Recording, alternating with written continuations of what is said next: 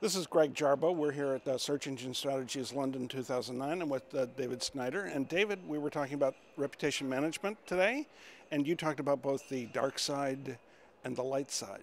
Yep, I think it's important for people to understand that there are negative things that can happen to them, because the negative is what you're going to be counterbalancing with your positive.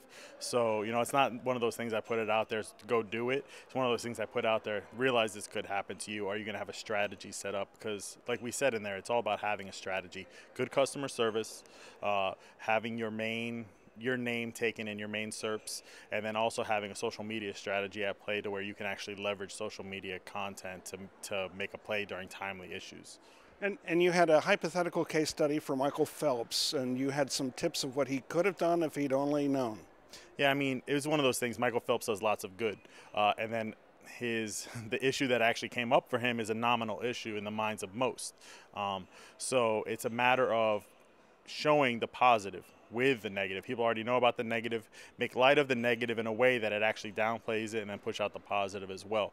Because the negative is going to be out there, especially with Phelps, is always going to be there, but it's a matter of, saying, okay, this isn't that big of a deal. Here's what he's doing positive. Another thing that I've talked about too for football fans is the Michael Vick story. I've been doing a lot of work in the sports reputation industry, and it's one of those things that if you look at the timeline of the Michael Vick story, if he would have come out like within 2 days of the raid, he would have actually probably foregone all the federal trial and everything else, because none of that racketeering issue came up. So it's all about timeliness, getting out there as soon as something happens, saying you're sorry, being legitimately sorry, and then also showing people what kind of positives that you're doing. Everybody's human, they make mistakes. People don't like to realize that sometimes about our heroes, CEOs even, but it's about pushing that positive content up.